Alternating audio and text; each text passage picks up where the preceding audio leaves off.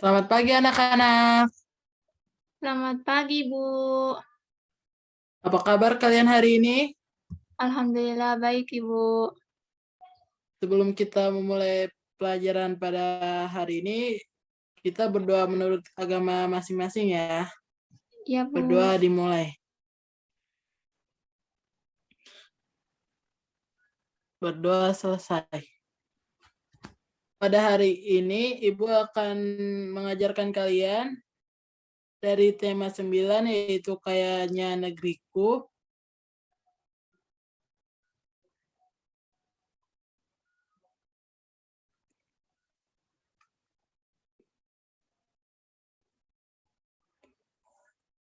Dengan subtema kedua, yaitu pemanfaatan kekayaan alam di Indonesia. Yang pertama, Ibu akan menjelaskan pemanfaatan dan perubahan. Yang pertama, sumber energi yang dimanfaatkan oleh masyarakat untuk melakukan berbagai aktivitas. Yang kedua, energi dapat berubah bentuk. Perubahan bentuk energi inilah yang dimanfaatkan oleh manusia. Yang ketiga, energi listrik yang dialirkan akan memanaskan lempeng logam pada setrika hingga setrika dapat digunakan untuk merapikan pakaian.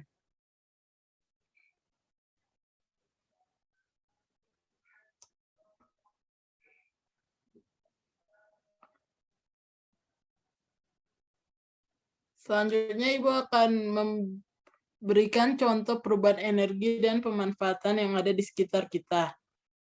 Yang pertama, energi kimia dari baterai diubah menjadi energi listrik.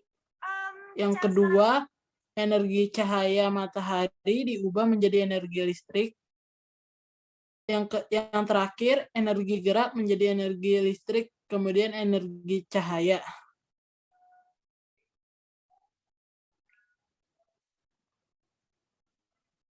Selanjutnya, Ibu akan menjelaskan persebaran sumber daya alam di Indonesia. Yang pertama, SDA yang dapat diperbaharui adalah sumber daya alam yang jumlahnya tidak terbatas dan dapat dimanfaatkan terus-menerus. Misalnya air, angin, tumbuhan, hewan, dan sinar matahari. Yang kedua, SDA yang tidak dapat diperbaharui adalah sumber daya alam yang jumlahnya terbatas dan apabila telah habis dipakai membutuhkan waktu lama untuk menyediakan kembali.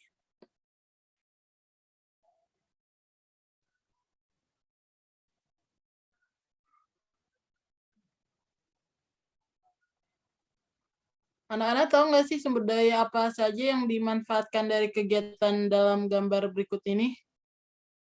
Apakah dapat diperbarui? Tolong dijelaskan dan ditulis di buku catatan ya.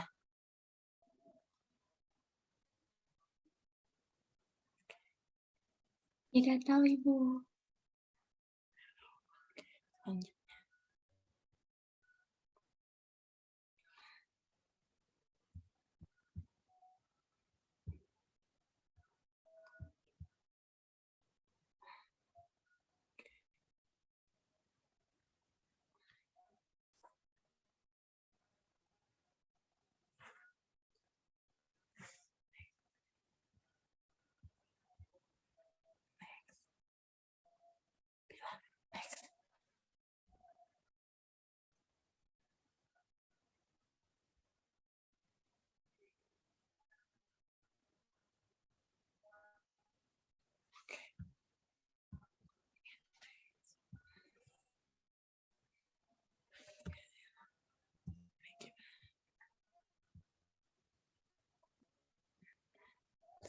Next, Bill.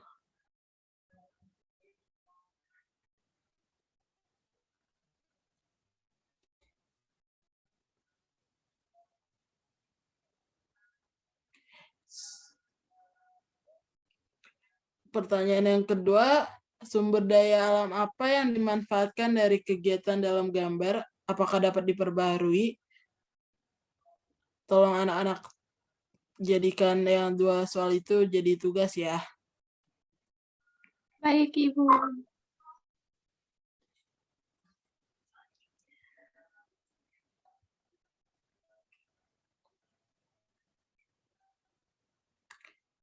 Selanjutnya, Ibu akan menjelaskan langkah-langkah membuat laporan wawancara.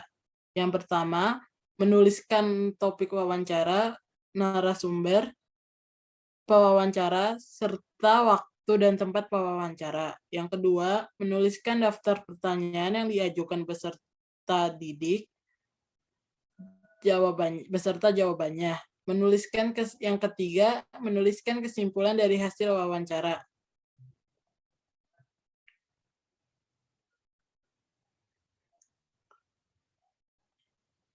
Selanjutnya, Ibu akan menjelaskan menyanyikan lagu wajib sesuai dengan tempo dan irama.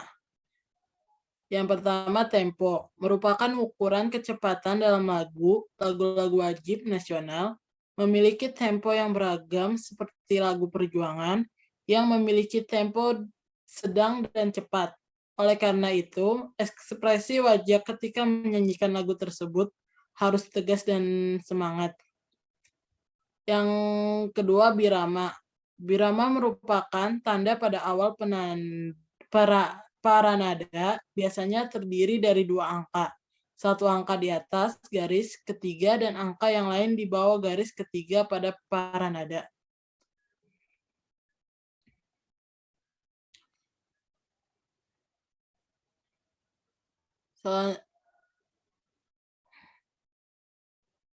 Selanjutnya ada tugas buat anak-anak, yaitu apakah ada yang tahu arti birama 2/4 dan 6/8? Apakah anak-anak udah catat pertanyaan ini? Udah, Ibu.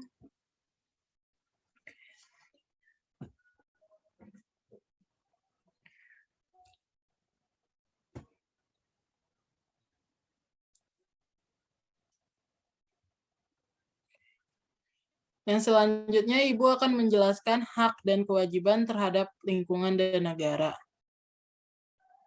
Yang pertama itu Ibu akan menjelaskan kewajiban terhadap lingkungan hutan. Yang pertama, memanfaatkan sumber daya alam sesuai kebutuhan. Yang kedua, menggunakan sumber daya alam alternatif.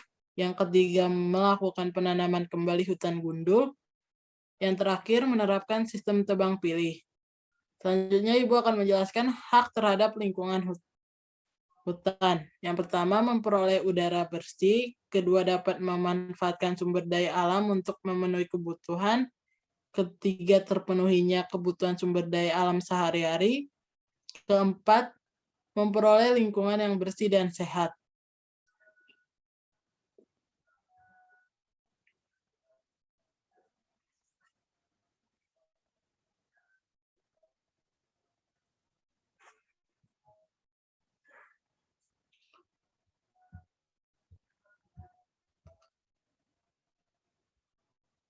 Apakah anak-anak udah paham sama yang tadi Ibu jelaskan? Udah, Ibu.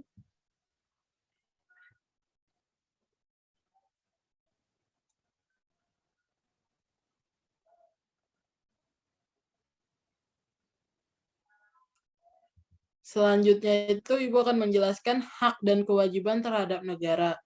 Kewajiban terhadap negara ada beberapa, yaitu yang pertama, menaati peraturan. Kedua, menjaga kelestarian lingkungan. Ketiga, wajib pajak harus membayar pajak secara teratur. Keempat, mengikuti pendidikan dasar. Kelima, membela negara. Keenam, menjaga nama baik negara. Selanjutnya yaitu hak terhadap negara. Yang pertama, menikmati persamaan kedudukan dan kepastian di depan hukum dan pemerintahan. Kedua, menikmati hidup layak dengan terpenuhnya semua kebutuhan hidup dengan baik. Yang ketiga, mengeluarkan pendapat saat musyawarah. Keempat, mendapat kebebasan dalam memeluk agama dan melaksanakan ibadah. Kelima, mendapatkan pendidikan yang layak. Keenam, memanfaatkan sumber daya alam.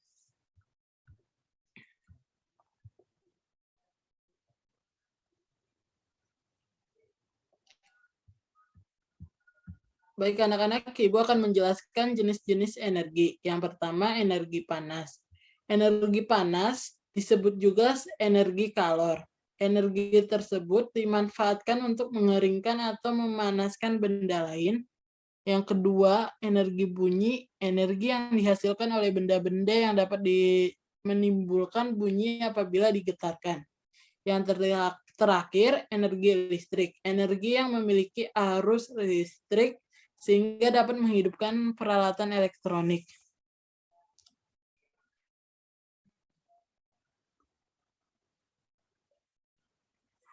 Seperti kendaraan seperti bus, truk, mobil, dan sepeda motor dipasangkan klakson yang berbunyi nyaring.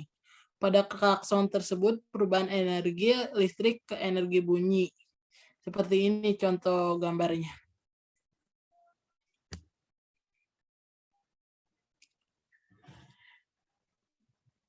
Selanjutnya Ibu akan memberitahukan tentang menggali informasi tentang pemanfaatan energi melalui wawancara. Yang pertama, kita dapat mengetahui bentuk-bentuk energi beserta perubahannya melalui kegiatan wawancara. Yang kedua, bertanyalah kepada orang tua mengenai informasi bentuk energi beserta perubahannya. Yang ketiga, setelah kamu melakukan wawancara, kamu dapat menuliskan hasilnya dalam bentuk laporan.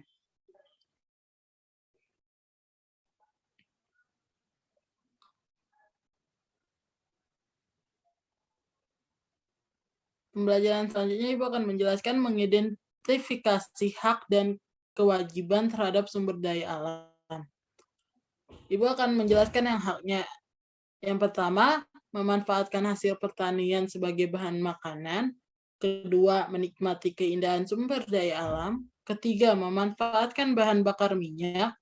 Keempat, memanfaatkan air untuk keperluan minum, mencuci, dan mandi. Kelima, memanfaatkan kayu untuk bahan bangunan, bahan baku pembuatan mebel, serta bahan baku pembuatan buku dan pensil. Selanjutnya Ibu akan menjelaskan kewajibannya.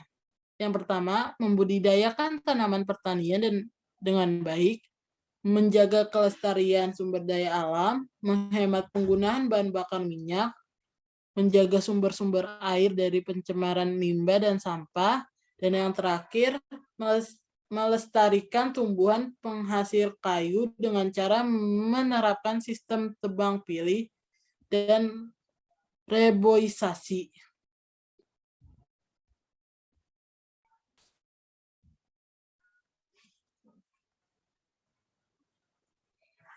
Nih, contohnya itu melakukan wawancara pekerja yang berkaitan dengan sumber daya alam. Yang pertama, ayo ingat langkah-langkah yang perlu dilakukan sebelum wawancara. Kedua, persiapan yang mesti dilakukan antara lain menentukan topik, menentukan narasumber, menyusun pertanyaan, dan menyiapkan alat tulis untuk mencatat jawaban.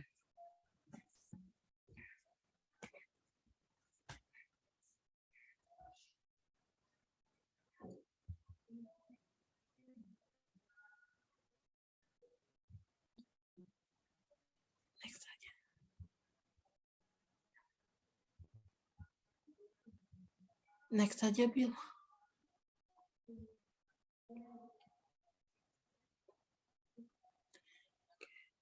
Ibu akan menjelaskan pemanfaatan sumber daya alam. Sumber daya alam biasanya dimanfaatkan oleh masyarakat Indonesia dalam kehidupan sehari-hari. Misalnya daging ayam untuk dibuat makanan seperti sate ayam, sosis, dan ayam bakar.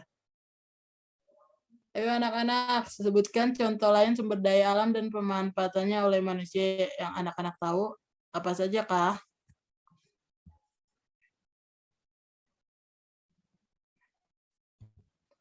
Tidak ada yang tahu, Ibu. Baiklah, kalau tidak ada,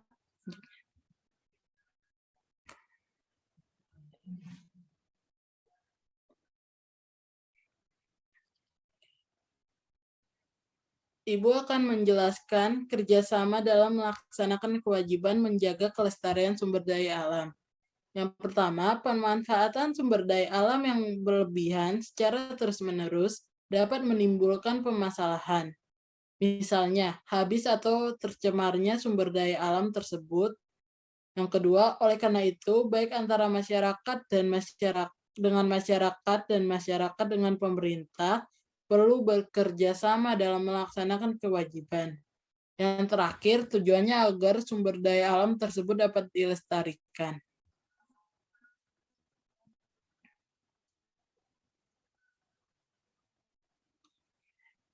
Selanjutnya, Ibu akan melakukan wawancara dengan pelestarian sumber daya alam. Ayo ingat kembali langkah-langkah yang harus dilakukan saat mewawancari seseorang. Kedua, kamu perlu menentukan topik dan narasumber yang ingin diwawancari terlebih dahulu. Kemudian susunan pertanyaan wawancara sesuai topik. Yang ketiga, misalnya topik yang berhubungan dengan pelestarian sumber daya alam, kamu dapat mewawancarai narasumber seorang perajin benda dan yang memanfaatkan sampah atau benda bekas. Sampai di sini anak-anak adakah yang mau bertanya?